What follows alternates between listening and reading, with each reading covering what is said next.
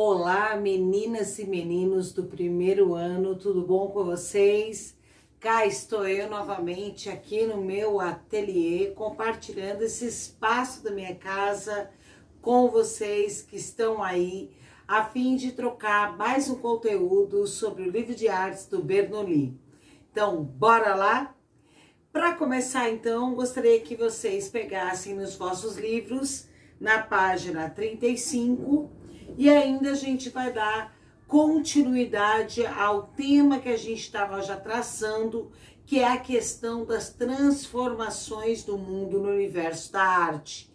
E é muito interessante porque conforme a gente vai mudando as linguagens artísticas, a gente vai percebendo as crises que elas vão acabando tendo conforme essa evolução de tempo, né? Todas elas sofreram crises, pode ter certeza disso. Aliás, nós, enquanto seres humanos, também sofremos crises com as mudanças, né? Porque realmente é muito difícil a gente largar o osso do passado e se voltar ao pensamento para o futuro. Então, para começar, a gente vai aí na página 35, ver aí o tópico 1.5, que é o olhar sempre à frente.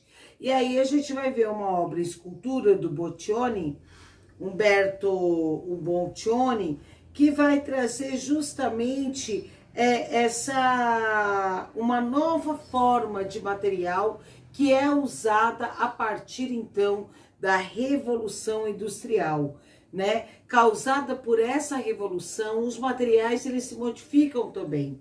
Então, materiais como aço, ferro, cobre, acabam adentrando como materiais novos para quem trabalha com a linguagem, por exemplo, da escultura. E esses materiais também existe uma relação com os materiais utilizados pela própria Revolução Industrial no pós, né? Então, vamos colocar que a arquitetura vai utilizar muito mais a presença dos ferros, a indústria também, né? E a arte também vai utilizar esse material como plataforma de discussão e de indagação sobre ele, né? Será que somente eu vou usar o ferro para poder erguer pilares, sustentar pilares, do que eu posso utilizar ele também como matéria-prima para minha obra de arte? Então, até a utilização dos materiais, do conceito, isso começa a ser modificado conforme a evolução vai seguindo, né? Então, a gente está falando desse aspecto evolutivo, principalmente se tratando no pós-revolução industrial, que é o que a gente está tratando agora, tá bom? Então, essa corrente chamada futurismo é uma corrente que vai estar em busca do progresso, na idealização, na esperança, na utopia, e que o futurismo faz parte de uma das últimas correntes que pega e se agrega às vanguardas, que é o pensamento para frente, para o futuro. Até tem uma frase muito interessante, como vocês podem ver aqui também, né?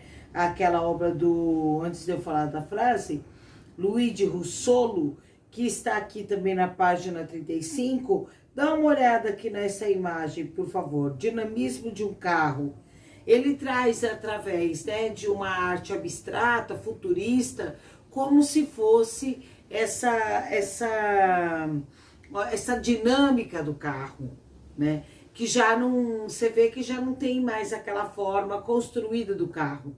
Então você já vê na pintura que é uma desconstrução, que já veio numa corrente lá atrás pelo cubismo também, da desconstrução da forma. Isso tudo causado pela Revolução Industrial. A gente tem dois momentos de vanguarda, não esqueçam disso. O primeiro momento a gente chama de vanguardas históricas, que são as vanguardas heróicas. E aí depois a gente vai ter um segundo momento de vanguarda, que é pós Segunda Guerra Mundial, que aí vocês podem perceber que inclusive os trabalhos em vanguarda da Idade Moderna que foram feitos pós a Segunda Guerra Mundial, eles são completamente diferentes dos antes da Segunda Guerra Mundial, mesmo pertencendo à vanguarda, tá? Você vai ver, por exemplo, o expressionismo, uma arte altamente que trata muito forte a questão da negação da vida e da morte. Para isso, basta assistir aí o cinema alemão, que a gente vai ver como o cinema alemão vai retratar, por exemplo, o expressionismo pós-guerra de uma forma brutal. Primeiro, os filmes eram feitos em cenário. Ninguém usava cenário, que eu falo é pictórico mesmo, pintado uma porta, sabe? Então eles usavam esse tipo de recurso. Não havia externas, gravações externas, era em preto e branco, os temas geralmente eram tensos, né? A maquiagem dos atores era branca, com um olhar como se tivesse com aquela olheira preta no olho. Então, o expressionismo pós-guerra da Segunda Guerra Mundial, gente, ele é muito impactante, sabe? Que foi o resultado realmente de uma crise, né, que o ser humano estava pós a Segunda Guerra Mundial, dentro das vanguardas. Então, veja só vocês, o momento que a sociedade, muitas vezes, ela atravessa, isso reverbera na produção artística. Lembre-se disso, ok? Vamos lá. Olha essa frase muito importante. Conservar é tão importante quanto inovar, pois somos ao mesmo tempo herdeiros do passado e criadores do futuro. Então, olha que importante, né? Os historiadores que o digam. Conservar é tão importante quanto inovar, pois somos ao mesmo tempo herdeiros do passado e criadores do nosso futuro. Então, estamos vivendo ao mesmo tempo esse paradoxo de passado, presente e futuro, né? O que a gente aconteceu, nós somos consequências de um passado e nós nos projetamos no futuro. E aí muitas correntes filosóficas colocam realmente que a gente só tem o quê? O presente, só existe o presente na nossa vida, né? O que é real é só o que está no presente. Virando a página 36, a gente vai ver o quê? O teatro futurista, e aí eu quero chamar a atenção que o teatro ele vai começar a ter uma nova postura, né, nas vanguardas, nos anos 70, quase já entrando para a idade contemporânea, ali ainda na idade moderna, o teatro também vai dando aquela mudada da forma de como os grupos atuavam, de como os grupos conviviam e escolhiam os temas, os textos e tal. Aí a gente vai entrar para uma corrente chamada teatro experimental, aonde cai a figura do autor, que é aquele que escreve a peça de teatro. Ele já não é tão mais importante para o grupo, porque os atores começam a escrever as suas próprias peças e aquilo que quer dizer. Então, aquela figura central que sempre dominou no teatro, que era o autor, né? E era mais prezado no passado a presença do autor nas peças, ela já, nessa virada da idade moderna das vanguardas para a contemporânea, já não é tão necessária, porque os grupos vão querer conversar, as pessoas, os atores, né, as pessoas ali naquele coletivo vão querer saber o que eu quero dizer, o que a gente quer falar.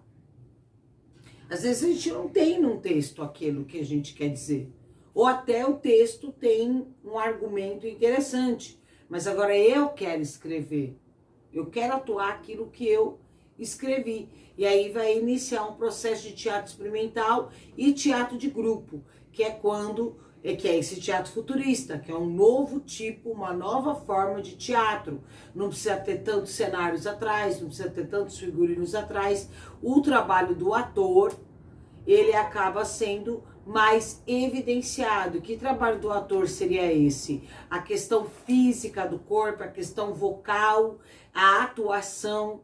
Então, isso fica mais em pauta do que encher de elementos um espetáculo com um cenário maravilhoso, um figurino maravilhoso, iluminação, sonoplastia, sendo que às vezes foge a verdadeira força do teatro, que é a atuação, é a interpretação do ator, né?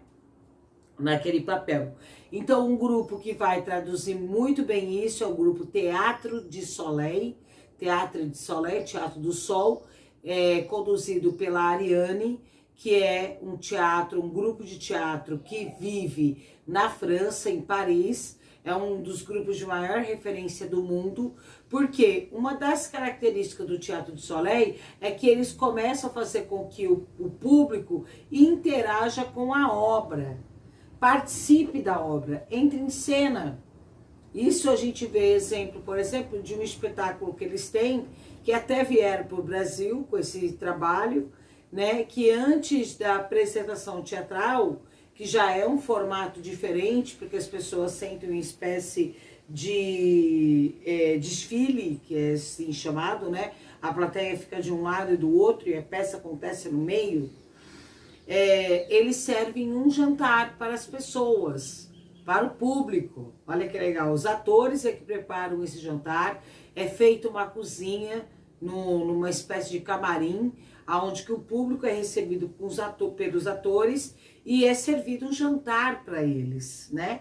E aí depois que as pessoas comem, bebem, estão relaxadas e tal, tudo mais, é que elas vão para a área onde vai acontecer o espetáculo, também feito pelos próprios atores que acabaram de cozinhar e servir o público, né? Olha que interessante. E aí, dependendo do lugar, se ele é frio ou não, eles entregam cobertor para a pessoa poder se cobrir e ficar num ambiente muito aconchegante para poder assistir o espetáculo, tá bom?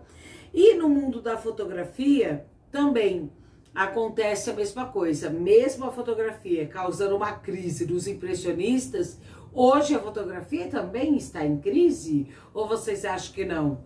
O fato de você também ter um celular que tira foto, talvez não tenha tirado muito trabalho de muitos fotógrafos que só tinham essa função no passado? Com certeza, né? Que todo mundo provou para si que é capaz de registrar foto. E aí, então, a gente vai na página 36, ver retratando a imagem. E aí, a imagem, ela vai o quê? Ela vai assumir uma posição também mais artística, que é a foto artística, né? Então, nós temos vários fotógrafos que trabalham com fotografia e imagem, arte-imagem. A gente tem um grande brasileiro que pode, a gente está falando, vou tentar colocar para vocês um link dele, para quem não conhece, Sebastião Salgado, que viaja pelo mundo e é conhecidíssimo pelo mundo para poder fotografar as culturas diversas existentes, né? Eu gosto muito da Diana Arbus, acho que é Arbus o nome dela, que eu vou estar compartilhando algumas fotos dela também, porque ela traz, ela tira foto de elementos diferentes das pessoas diferentes, que tem, às vezes, ou uma anatomia diferente, ou porque ela tem uma performance, aquela pessoa diferente, trajes diferentes e tudo mais. Então é isso aí, buscando que a fotografia também teve que se reinventar e a função do fotógrafo também, tá? Mas é uma profissão maravilhosa e, diga-se de passagem, tem muito campo para trabalhar. Desde a etnografia, que são os etnógrafos, que trabalham com antropologia, que vão em busca, né, junto com os historiadores, atrás de culturas pelo mundo e fotografam questões culturais, ou até revistas como a National Geographic, por exemplo, né, que precisa ter grandes fotógrafos, etnógrafos para fazer esses registros, até fotógrafos de casamento também, para deixar registrado aquele momento especial que a gente tem na nossa vida. Então é isso, e a fotografia também teve uma grande evolução a partir da máquina. Conforme a máquina foi evoluindo, as fotografias e o meio de como trabalhar com ela também, tá bom? Então tudo isso, gente, está nos nossos conteúdos 1.5, 1.6 do nosso livro do Bernoulli. Eu espero realmente que vocês tenham curtido esse momento e que esse momento síncrono nosso seja muito proveitoso, que a gente vai tentar trabalhar também com a questão da fotografia. Vou passar um exercício para vocês envolvendo esse universo fotográfico, que é o universo que muita gente produz, mas que muitas vezes não se dá conta, inclusive, da capacidade de ter novos olhares perto das imagens que vê o mundo. Então, que tal agora a gente aprimorar o nosso olhar e fazer com que ele também se torne um pouco mais artístico, tá bom? Então, um beijo para vocês, até já já no nosso momento síncrono. Tchau!